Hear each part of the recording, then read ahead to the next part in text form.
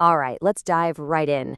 Today, we're plugging into one of the most fascinating and, frankly, wild topics in the energy world, India's electricity market.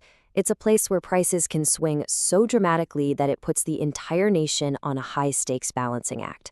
So, let's get into it. Here's how we're going to break it all down. First, we'll tackle the price problem itself. What's actually going on? Then we'll pull back the curtain on the marketplace where all this drama happens. We'll see how regulators have been forced to step in, why their main tool is really just a temporary fix, and finally, we'll look at the big ideas for building a much more stable grid for the future. So let's start with the fundamental issue. For millions of homes and businesses across India, the power stays on. But behind the scenes, the cost of keeping it on can go on an absolutely insane roller coaster ride. And that's the core challenge we're digging into. And this really is the million-dollar question, isn't it? We're not talking about a slow, steady increase here. We're talking about these sudden, sharp, dramatic spikes in price that seem to come out of nowhere, catching everyone off guard and forcing the government to make some tough calls. So what on earth is causing this? Well, this isn't exactly a new problem. We've seen these massive crises flare up before.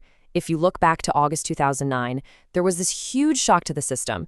And then more recently, in March 2022, you had this perfect storm of a heat wave, a post-COVID economic boom, and global fuel shortages all hitting at once.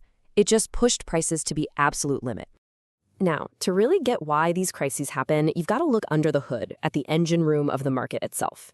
And that brings us to something called the spot electricity market. Okay, so the easiest way to think about this is like a super high-speed, last-minute auction for electricity. It's literally where power is bought and sold for delivery today or tomorrow. This kind of flexibility is absolutely critical for balancing the grid in real time. But it's also the exact place where that extreme price volatility we've been talking about comes roaring to life. So what's actually driving these auction prices haywire? Well, it's a whole mix of things. You've got unpredictable weather, sudden heat waves or bad monsoons. You have shortages of domestic fuel, like coal. Then global events can make imported fuel prices just explode.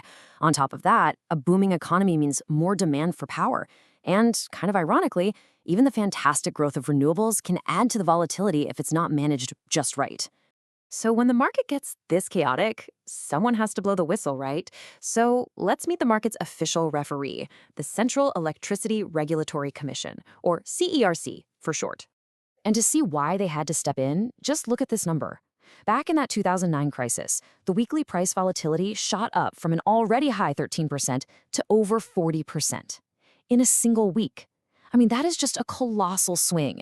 It's a sign that the market is completely spiraling out of control. So what was the response? Well, to stop the bleeding, CERC basically slammed on the emergency brakes. They imposed a price cap, 8 rupees per kilowatt hour, for 45 days. And this is the key takeaway. The price cap became their go-to crisis management tool. And guess what? They used the exact same tool again in 2022. Faced with that other perfect storm, CERC brought in a higher cap of 12 rupees. So you can see a clear pattern here. When things get too wild, the regulator's primary weapon is the price cap. It's a powerful tool, for sure, but it's also a pretty blunt instrument. But you can't just keep hitting the emergency brake every time there's trouble. That's not a long-term plan. And this brings us to the really big question. What comes after the price cap? How do you build a market that doesn't need these constant last-minute interventions? And this quote from an advisor to CERC really just hits the nail on the head. See, the problem is price caps might solve today's crisis, but they create a ton of uncertainty for tomorrow. If you're an investor and you think the government might just cap your profits whenever they feel like it, you might think twice about building the new power plants and infrastructure that India so desperately needs. So, let's just be really clear about this. While price caps are a necessary tool in a real emergency, they are fundamentally a band-aid. They treat the symptom, which is the high prices, but they don't do anything to cure the underlying disease of volatility. Okay, so if band-aids aren't the answer, how do we actually build a healthier, more resilient grid? Let's take a look at the long-term toolkit that's being developed to prevent these crises from even starting. The future game plan isn't just one single thing. It's a multi-pronged attack on this volatility problem. It involves things like better integrating renewables, trading power with neighboring countries, using giant batteries for energy storage, and even creating sophisticated financial markets to help manage risk. And each one of these tools has a really specific job. More renewables can lower average prices. Trading with neighbors means you can import power when you really need it or export it when you have extra. Storage is a game changer. It lets you basically bottle cheap solar power from the afternoon and use it during the expensive evening peak. And derivatives?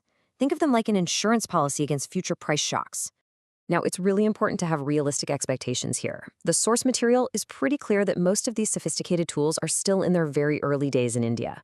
The groundwork is being laid, but their real power to stabilize the market, well, that's something we're only going to see unfold in the coming years. So, after looking at the problem, the emergency fixes, and these long-term solutions, what's the big takeaway? What's the one thing to really remember from all of this?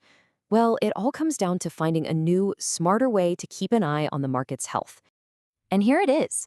This is the crucial point. The whole idea is to shift from reacting to a crisis to proactively managing risk. The analysis suggests that instead of waiting for volatility to hit those crazy 40% levels, regulators should start intensive monitoring anytime it crosses just 15%. This is the new early warning system, designed to prevent the market from ever needing that emergency brake again. Which leaves us with this final critical question. The path forward is an incredibly delicate balancing act.